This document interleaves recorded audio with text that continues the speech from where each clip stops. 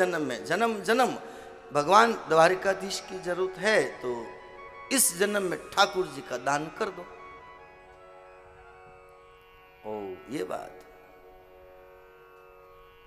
ठीक है, तो अब किसको दे? करो संकल्प। जैसे ब्राह्मण लोग आप हरिद्वार जाओ, घाट पे जाओ, तीर्थों में जाओ, नहीं कहते हैं भाई गाय वाय बाद में देते रहना, अभी तो संकल्प करो। ये 11 वारस बाद में करते रहना, अभी तो 11 का संकल्प करो, इतना दान का संकल्प करो। तो नारद जी ने कहा कि चलो अभी संकल्प कर दो, ठाकुर जी को दान कर दो, तो आगे जन्म अगले जन्म में ठाकुर जी मिल जाएंगे। तो नारद जी बड़े उतावल में, बड़ी जल्दी में पानी का लोटा भी ले आए और सत्यभामा से कहा कि लो करो संकल्प। और मैंने द्वारिकाधीश को, नारद जी को दान किया, हाथ में जल लेके छोड़ दिया। अब तो दान किया तो वो तो अगले जन्म की बात थी, दान कर लिया। और नारद जी बड़े मन में मस्त हो रहे हैं, प्रसन्न हो रहे हैं, आज आनंद आएगा। इतने में ठाकुर जी आए द्वारिकाधीश। नारायण नारायण नारायण। अरे नारद जी तुम कब आए, तुम कब आए? अरे प्रभु मैं भी आ गया ना। भगवान समझ गए ये नारद जी आज द्वारिका में आए तो कुछ ना कुछ गड़बड़ जरूर करेंगे, ऐसा उनका वो है, क्या कहना चाहिए, शंका तो पड़ गई भगवान द्वारिकाधीश को। और बैठे, बातचीत करी, थोड़ी देर बैठे और भगवान ने कहा, नारद जी ने कहा कि बस प्रभु मैं चलूं? तो भगवान ने कहा हाँ पधारना, आते रहना द्वारिका में। सत्यभामा ने हाथ जोड़ा कि वाह नारद जी बड़ी कृपा करी, पधारते रहना। नारद जी ने कहा कि प्रभु पधारते रहना किसको कह रहे हो? अरे नारद जी आपको कह रहा हूं, ये पधारते रहना किसी दूसरे को कहना, मेरे संग में चलो, अभी चलो अभी। अरे मैं आया हूं अभी अभी, अभी मैं कहां चलूं? बस कुछ नहीं, चलो। अब आप द्वारिका के नहीं हो, हमारे हो, अब मैं जहां जाऊंगा वहां ले जाऊंगा। अब गाय कोई दान कर दे किसी को तो जहां वो ब्राह्मण या जो भी हो जो ले जाएगा, तो जहां ले जाएगा गाय को भी साथ साथ ले जाएगा। तो प्रभु आप तो हमारे हो चुके हो, अब द्वारिका में नहीं रह सकते। अरे नारद मैं द्वारिका में नहीं रहूं तो कहां रहूं? तुमको मालूम है 16,108 रानियां हैं, इतनों को छोड़कर मैं कैसे आऊं? और बात फैल गई पूरी द्वारिका में, सब रानियों को पता लगा। रुक्मणी जी आई, सत्यभामा, कालिंदी, भद्रा, लक्ष्मणा, सब रानियां आई है। आज भगवान जा रहे, भगवान जा रहे, भगवान जा रहे। अब क्या करें, कैसे रोके? सब रोने लगी, गिड़गिड़ाने लगी, प्रभु मत जाओ, प्रभु मत जाओ, प्रभु मत जाओ। और नारद जी हाथ पकड़ के खींच रहे, क्यों टाइम खराब कर रहे हो, चलो। और आग लगा रहे हैं सबके अंदर। सब नारद जी के पांव पड़ने लगी। अरे नारद जी हम आपके पांव पड़ते हैं, आप ऐसे जले पे नमक मत छिटको, ऐसे बोल करके आप कहां ले जा रहे हो हमारे ठाकुर को? कि बस दान में आई हुई चीज वापस थोड़ी दी जाती है। दान कौन सा दान? कहा कि प्रभु का दान हो चुका है, द्वारिकाधीश का दान हो गया। किसने दिया? तो कहा कि सत्यभामा ने दिया। और सब रानियां बरस पड़ी सत्यभामा के ऊपर। तुम कौन होती हो भगवान का दान करने वाली? क्या तुम्हारा अधिकार है? हमारा अधिकार नहीं है। करे क्या? अब तो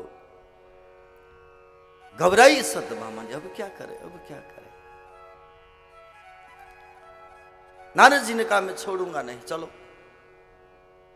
अब भगवान बीच में फंसे, इधर सब रानियां खींचे और इधर नारद जी खींचे, भगवान तो मुस्कुरा रहे हैं। मैं क्या करूं, इन लोगों के बीच में मैं बोलूं तो बोलूं क्या? मेरा नामो निशान नहीं, मैं कहीं कुछ भी नहीं, मेरा कोई रोल नहीं बीच में, और मेरा दान हो गया और लेने वाले तैयार और वापस खींचने वाले भी तैयार। सब गिड़गिड़ाने लगी, कहने लगी, नारद जी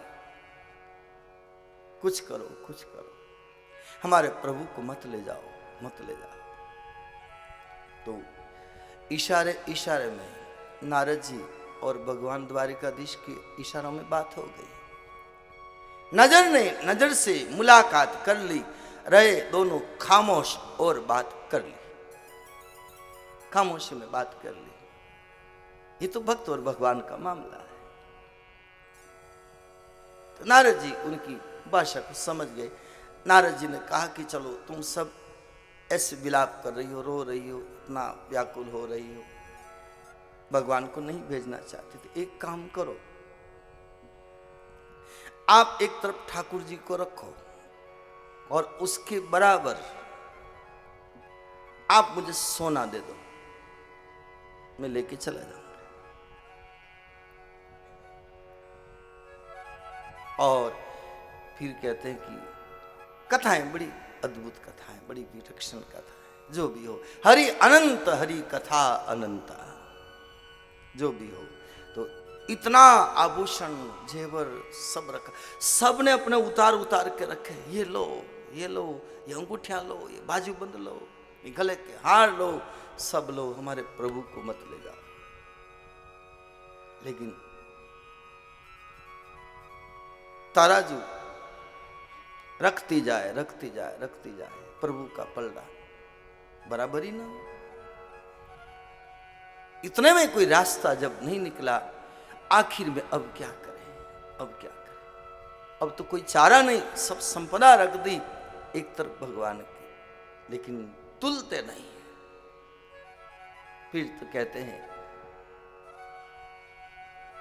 भगवान ने एक इशारा किया, ऐसे रोती हो, ऐसे व्याकुल हो रही हो, मेरे बिना पूछे तुमने ऐसा काम कर लिया, और नारद लेके चला जाएगा और मैं चला जाऊंगा। फिर रुक्मणी जी को इशारा किया, रुक्मणी अभी नारद मुझे छोड़ने वाला नहीं है, और ये द्वारिका सुनी हो जाएगी। चुपचाप एक तुलसी पत्र लेकर के भाव से सब और इसके ऊपर रख दो। और जैसे ही वो भाव का तुलसी पत्र रखा और भगवान ऊपर उठ गए, वो तुल गए उसमें।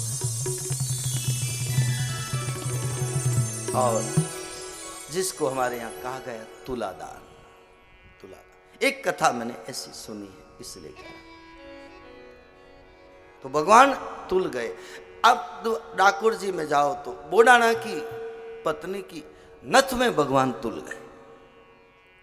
ये डाकुर जी, भक्तों की बड़ी विलक्षण कथाएं परम भागवतों की। तो भाव के एक तुलसी पत्र में भगवान तुल गए। बाकी दुनिया की कोई ताकत, कोई शक्ति, कोई संपदा ईश्वर को नहीं तोल सकती। इसलिए भगवान स्वयं बोले, भाव का भूखा हूं मैं, भाव ही एक सार है, भाव से मुझको भजे तो उसका बेड़ा पार है, भाव से मुझको भजे तो उसका बेड़ा पार है, भाव का भूखा भाव बिन सब कुछ दे डाले, सब संपत्ति तो कभी लेता नहीं, भाव से एक पुष्प भी दे, भाव से एक पुष्प भी दे तो मुझे स्वीकार है, से एक पुष्प भी दे तो मुझे स्वीकार है। भाव का भूखा हूँ मैं, भाव का भूखा हूँ मैं। सब कुछ दे डाले, भाव से एक पत्र दे, पुष्प दे। प्रमाण भगवत गीता। पत्रम पुष्पम फलम तोयम यो मे भक्त्या पृच्छति। तो ये उसकी सत्संग है, उस प्रभु की सत्संग है। भगवान जब इसमें संसार की संपदा में नहीं तुल सकता तो उसका सत्संग भी, उसके नाम का महिमा सत्संग भी कभी संसार की दौलत से नहीं तुल सकता। प्रमाण सुंदरकांड। एक एक चीज जहां जहां से मुझे मिल रही है मैं आपके बीच में रखते जा रहे हैं। देखो, तात स्वर्ग अपवर्ग सुख दरिये तुला इक अंग तूलनता ही सकल मिली जो सुख लव सतसंग जो सुख लव सतसंग।